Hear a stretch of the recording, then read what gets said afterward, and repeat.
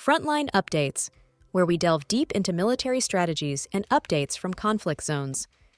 Today, we're discussing the progress of the ongoing special military operation as of September 26, 2024. I'm your host, Sharifa Mohammed, MGT. I'm Colonel A.C. Oguntoye, an Infantry Officer.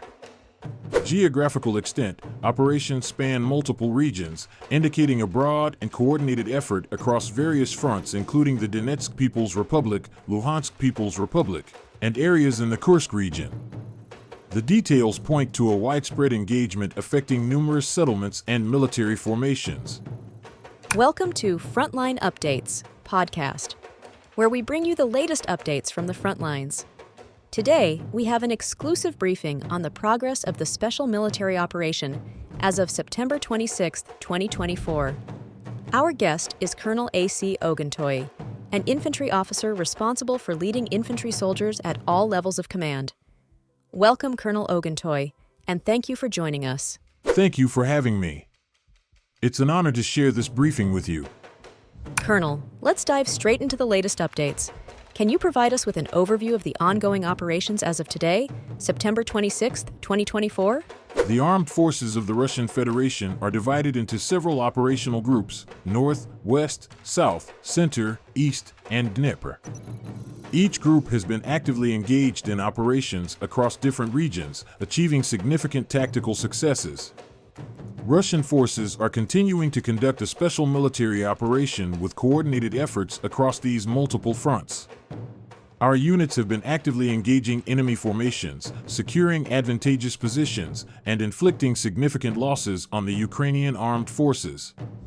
This briefing will provide an update on the key actions taken by our forces and the outcomes in different operational areas.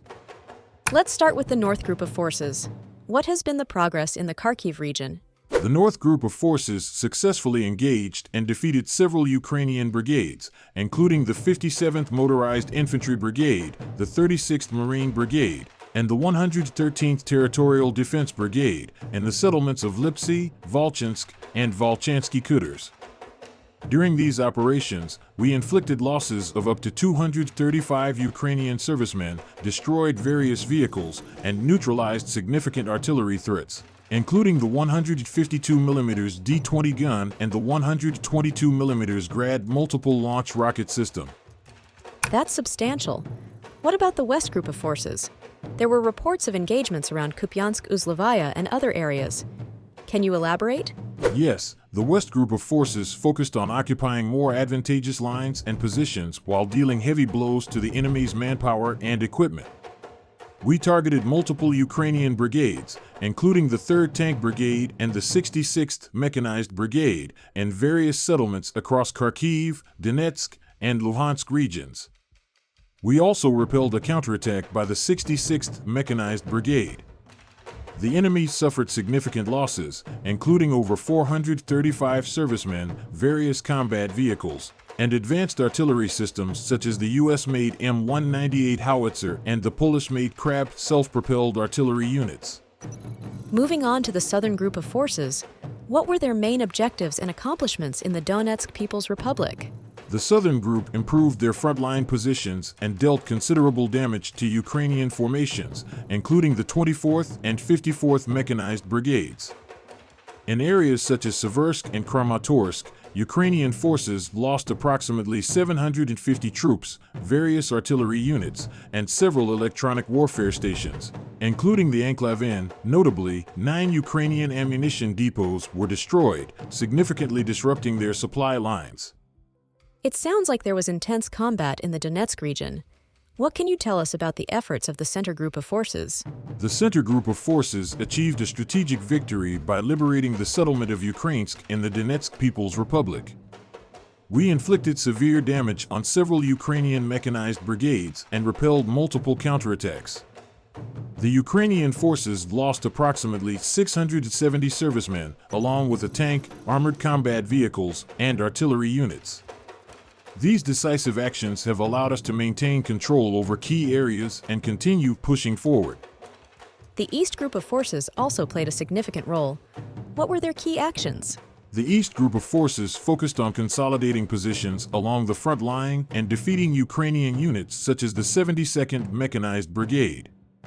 They repelled 2 counterattacks and inflicted losses of up to 130 servicemen, along with multiple combat vehicles and a French-made Caesar artillery unit. These actions have further strengthened our operational stance in the Donetsk People's Republic. How about the DNEPR group of forces? What role have they played in this operation? The Dnieper Group of Forces managed to occupy more advantageous positions and inflicted losses on the 39th Coastal Defense Brigade and the 124th Territorial Defense Brigade of the Ukrainian Armed Forces. In this region, we destroyed key assets, including a 155mm self-propelled artillery unit Bogdana and a 152mm howitzer Mstabby, further depleting the enemy's defensive capabilities. Beyond ground operations, how are Russian forces utilizing air defense and other tactical resources? Our operational tactical aviation, missile forces, and artillery have been highly effective.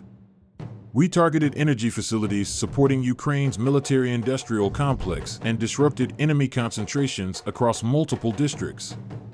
Our air defense systems intercepted a variety of threats, including long-range Neptune missiles and HIMARS rockets.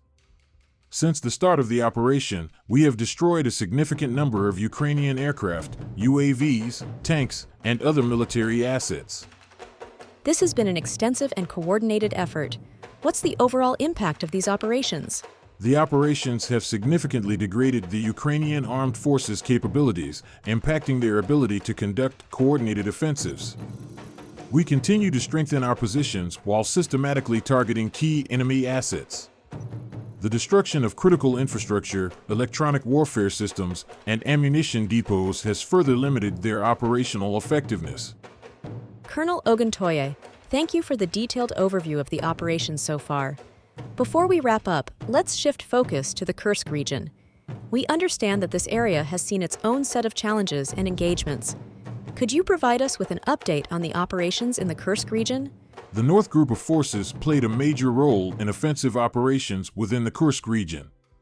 They successfully engaged and defeated Ukrainian brigades, including the 21st, 22nd, and 41st Mechanized Brigades, the 17th Tank Brigade, the 95th Airborne Assault Brigade, and the 36th Marine Brigade.